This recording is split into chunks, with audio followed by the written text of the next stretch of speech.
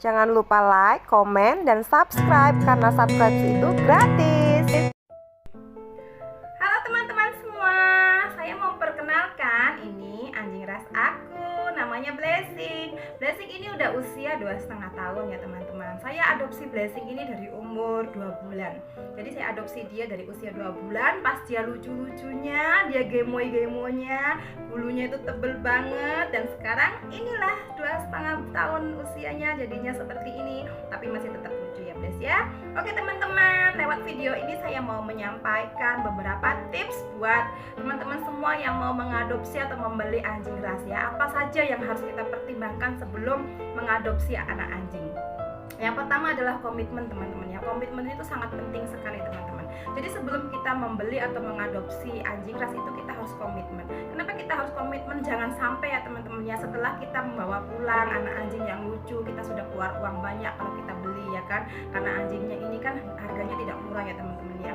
Setelah kita beli, setelah kita bawa pulang, ternyata oh seperti ini ya pelihara anjing itu. Kenapa nggak tidur teman-teman? Bukan nggak tidur ya, maksud aku tuh tidurnya itu terganggu. Kenapa terganggu? Karena dia kan 1 minggu pertama saat kita bawa pulang, tapi itu dia adaptasi di tempat baru teman-teman ya. Jadi dia masih masa perkenalan di tempat baru, dan kebanyakan dalam masa perkenalan itu, adaptasi itu, dia kadang tidurnya itu tidak tentu teman-temannya, dia tidurnya itu kurang pulas kalau malam. Jadi dia kadang cari mainan lah, cari apalah, menggonggong lah, minta ditemenin gitu teman-teman. Itu yang harus dipertimbangkan sebelum membeli anjing ras, itu adalah komitmen. Komitmen itu segala apa yang terjadi, segala apa yang nanti kita alami itu kita bisa menerima teman-teman.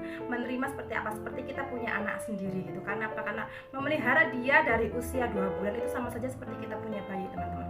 Kita harus ngajari dia harus buang air besar di mana, dia harus buang air kecil di mana.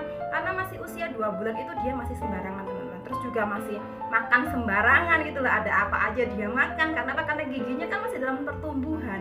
Jadi dia masih kayak suka gigit-gigit gitu, masih suka mainan. Terus kalau buang air kecil juga dia kadang masih sembarangan ya kan, karena belum diarahkan. Tapi di usia segitu itu anjing itu bisa kita arahkan teman-teman. Bisa diarahkan, kalau bisa kencing di mana, bisa pup di mana, itu kita arahkan, kita sediakan di satu tempat. Terus kita arahkan mereka, kalau kamu tuh pupnya di sini, kalau kamu tuh kencingnya di sini gitu teman-teman ya. Jadi kita bisa mengarahkan mereka saat mereka di usia 5 bulan ke bawah ya teman-teman. Sebelum 5 bulan itu masih bisa kita arahkan, kamu harus kencing di mana, kita harus pup di mana, itu bisa. Tapi butuh ketelatenan teman-teman ya, butuh kesabaran kita, karena tidak semudah seperti yang kita bayangkan.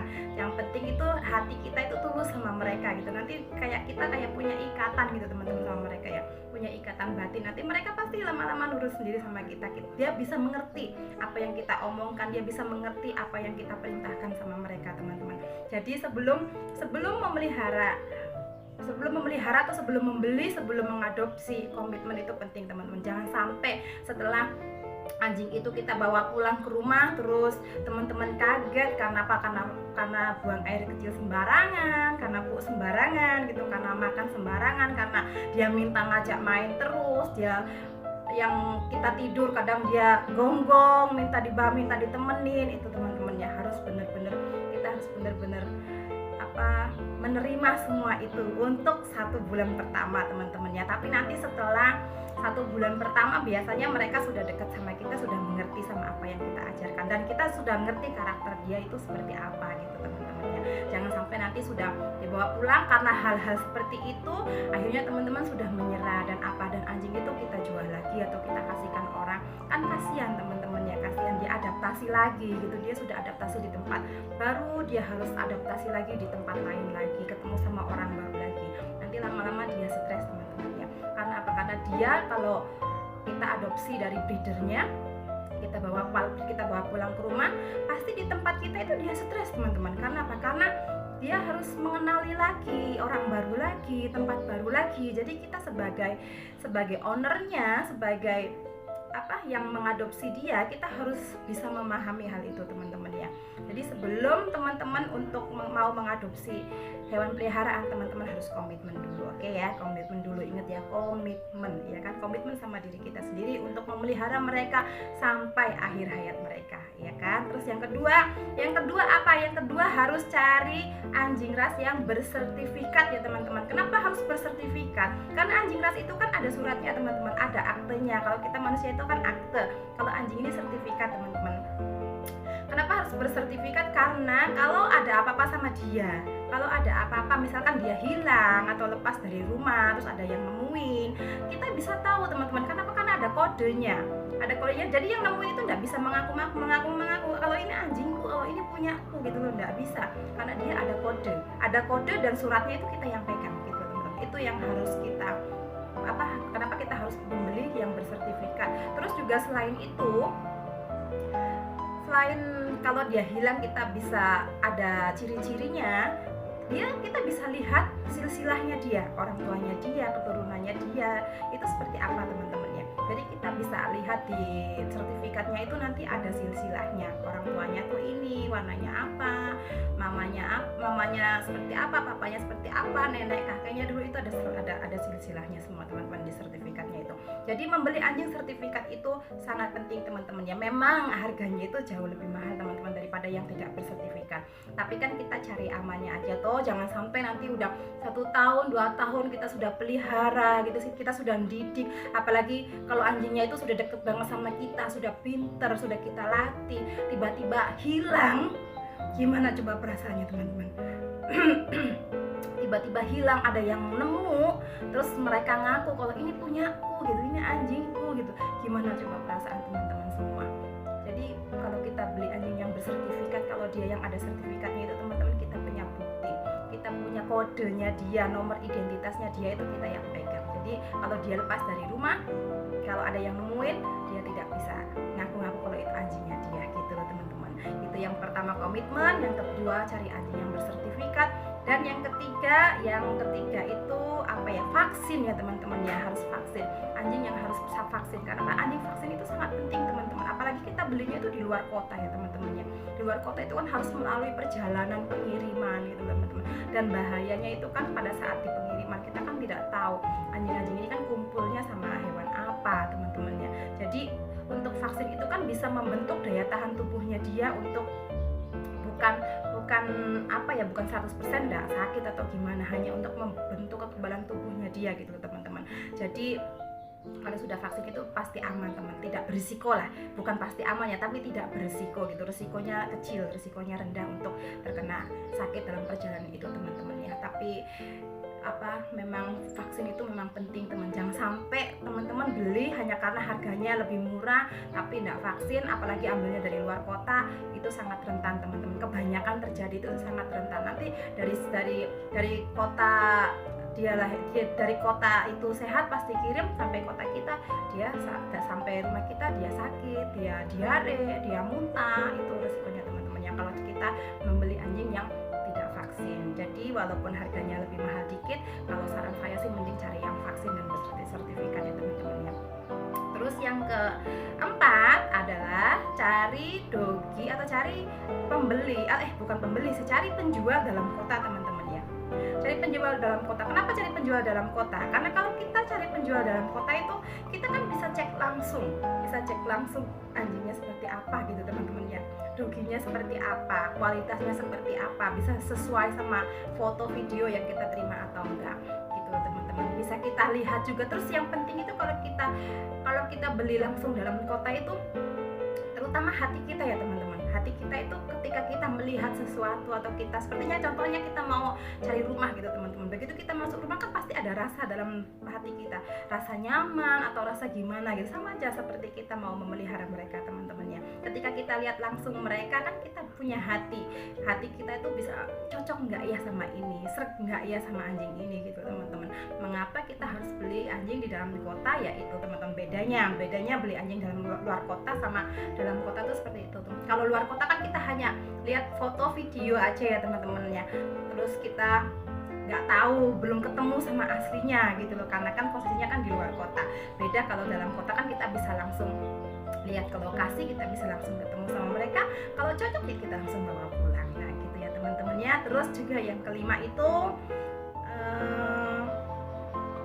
cari tahu dulu teman-teman ya, anjing ras apa yang mau teman-teman beli atau teman-teman adopsi. Karena anjing ras itu kan banyak sekali pilihannya teman-teman ya. Ada poodle, ada shih tzu, ada ada mini pom, ada maltese, ada anjing-anjing ras besar juga. Itu teman-teman harus cari tahu dulu. Teman-teman tuh mau adopt mana? Misalkan contohnya mau adopsi poodle. Poodle itu kekurangannya di mana? Poodle itu kelebihannya di mana? Jadi teman-teman harus bisa mengetahuinya dulu. Makannya seperti apa? Gampang atau susah? Gitu. Teman-teman harus cari tahu. Terutama perawatan bulunya teman-teman ya. Terutama yang penting itu perawatan bulu. Ini saya nggak panjangin bulunya karena kemarin dia habis panjang, habis itu saya potong karena sudah terlalu panjang, jadi males nyisir teman-teman ya. Biasa males nyisir, akhirnya kita pendekin aja si Blaze ini ya. Jadi teman-teman harus cari tahu dulu karakternya shih tzu itu seperti apa, karakternya Blaze karakternya poodle itu seperti apa. Teman-teman harus cari tahu, jangan sampai nanti sudah beli terus salah, istilahnya salah, tidak sesuai sama yang kita harapkan, nanti dijual lagi atau dikasihkan orang lagi, kan sayang teman-teman ya. Sayang sekali loh, sudah kita udah beli mahal-mahal, terus juga kasihan juga sama doginya, sudah pindah tempat terus harus pindah tempat lagi, dia bikin dia stres gitu teman-teman. Malah nanti dia yang harusnya dia jadi pintar, malah nanti jadinya galak gitu ya Bes ya, nanti jadi galak ya Bes ya. Jadi terus juga teman-teman harus cari tahu mau belinya anjing jantan atau anjing betina. Anjing jantan itu seperti apa, anjing betina itu seperti apa gitu. Harus dicari tahu dulu seperti apa karakternya, perawatannya, makannya gitu ya teman-teman. Karena setiap anjing itu kan beda-beda teman-teman, beda-beda bulunya. Kalau poodle ini kan jenisnya kan keriting. Kalau poodle ini yang aku tahu ya teman-teman dari pengalamanku pelihara anjing itu memang yang paling mudah, yang paling praktis itu perawatannya memang anjing poodle. Dia tidak menyusahkan teman-teman, cuma harganya memang lebih mahal dari anjing lainnya poodle ini teman-teman ya. Karena apa? Karena perawatannya dia praktis, bulunya dia nggak rontok teman-teman, terus matanya juga dia tidak pernah berair, makannya juga gampang, dia nggak rewel, dia juga nggak cepet bau teman-teman ya kalau poodle ya. Jadi saya mandikan dia itu sesuai kebutuhan aja teman-teman, nggak harus berapa hari sekali mandi atau 1 minggu sekali mandi, itu nggak harus teman-teman. Jadi Blaze ini aku mandikannya sesuai kebutuhan, makanya saya suka anjing poodle. Kenapa? Karena nggak rontok, dia nggak rontok, itu yang pertama, nggak rontok. Terus yang kedua dia pinter teman-teman, poodle ini pinter sekali teman-teman, dia cepet tangkep apa yang kita ajarkan, dia itu cepet tangkep. Apalagi kalau yang ownernya berduit gitu ya, bisa disekolahkan teman-teman ya, yang ikut show gitu loh teman-teman. Wah itu sangat pintar itu anjingnya teman-teman ya, jadi pinter banget. Kalau Blaze ini kan ya kita apa adanya aja ya Blaze ya, yang penting Blaze kan di rumah bisa buat temen ya teman-teman ya.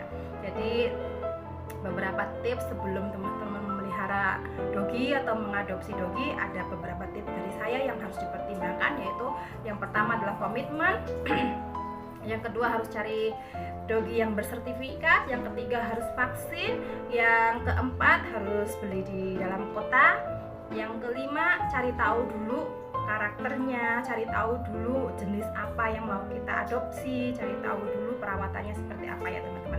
Jadi itu kita harus cari tahu. Oh ya, perbedaannya anjing bersertifikat sama yang tidak sertifikat itu memang harganya itu jauh teman-teman. Kalau yang tidak bersertifikat, tidak vaksin, itu harganya jauh lebih murah. Tapi untuk keamanan kita mendingan apa ya, keluar uang lebih mahal dikit, yang penting kan aman ya teman-teman ya, daripada kita beli yang lebih murah atau kita keluar uang yang lebih murah, lebih sedikit tapi ada resikonya. Resikonya apa ya? Resikonya anjingnya itu meninggal teman-teman ya. Karena apa? Karena sakit. Resikonya apa? Ketika anjing itu hilang, kita tidak punya bukti kalau itu anjing.